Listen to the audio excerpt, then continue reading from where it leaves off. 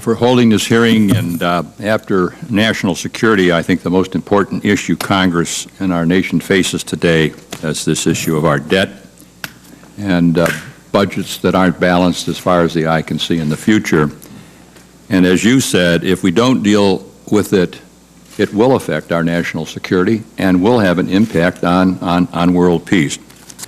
So I want to thank you for your work and our work on the SAFE Commission. I want to thank our panel, the chairman and ranking member of the Senate Budget Committee, Senators Conrad and Gregg, for your leadership to unite efforts of the members of the Senate to come up with a bill that we can get passed and that will start to make a difference.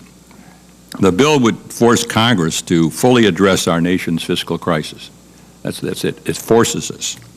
It recognizes that despite all our good intentions, Congress has failed to balance our budgets and stop our rapidly climbing debt.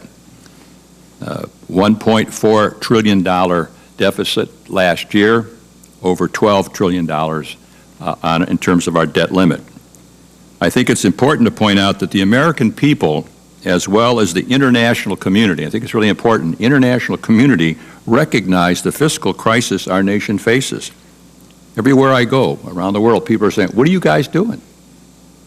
If you, the Canadians, they've said, if you don't get your house in order, we're dead because our economies are intertwined. You must face up to doing something about it.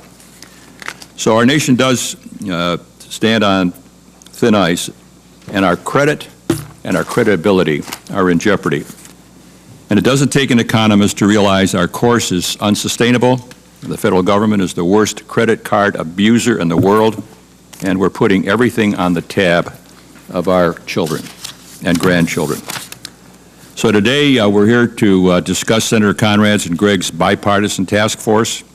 When we had our press conference, I told you there's a big smile on my face. That's something I've been working on for a long time around here, as Senator Conrad knows and Senator Gregg. And the thing that tickles me is that last count, we have 33 sponsors. That's pretty darn good for the United States Senate. I just heard, though, yesterday that President Obama is considering an executive order to create a bipartisan debt commission. But I think it's important to recognize that that authority does not mandate congressional action. And I'm going to ask Chairman Greenspan, he was the last one that had a successful commission around here, what the differences are between today and when he did it in '83. But the fact is that this should be made up of members of Congress. It should, if we get the 14 vote majority, those members who work their off on that committee and their staff should know that their hard work is going to result in some action and not be dilly-dallied like so many other things where people bust their back and nothing happens. I know that some members of Congress say that this should be done in regular order, particularly over in the House side. And in an ideal world, that's what we do. Unfortunately, for my entire time in the Senate, we have not been able to address this crisis.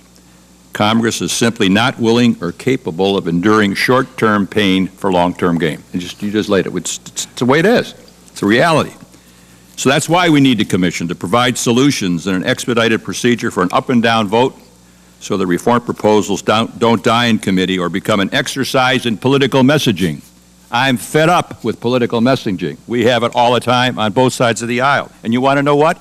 So are the American people. They see through it. That's why they're so upset with what's going on down here. They've had enough of it, and I won't use another word that I might have used, but this is a hearing. The Conrad-Gregg Fiscal Task Force is an example of bipartisan compromise to achieve a productive process to tackle an enormous problem.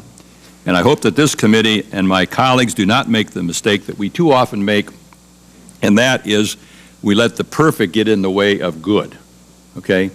And that's what I think that you guys were able to do. You put this together, you've combined a lot of good ideas. I think the legislation you put together is terrific. And I'm hoping that it gets the support of the Senate and the House. And it's a strong message, I think, to the President that we've got to act now. And I think the President and our OMB Director realize that needs to be addressed as both a policy and a political issue. You know, we're going into November. What are the people that are up for election in November going to say to the American people about what they have done? What they have done to deal with this problem? And the American people are going to want to know it's real, not another Saturday night special. And we've got people out there that are saying, what are you doing? And some are saying, we are losing America.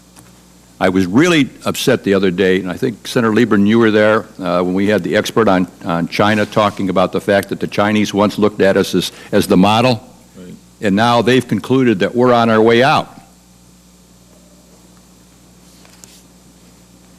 And I think that this can't be the last generation of Americans, like Senator Collins said, that they're not going to have an opportunity for the same standard of living that we have had. And I think that this is a moral issue for us and for our country, and quite frankly, as I said, for the world. Thank you.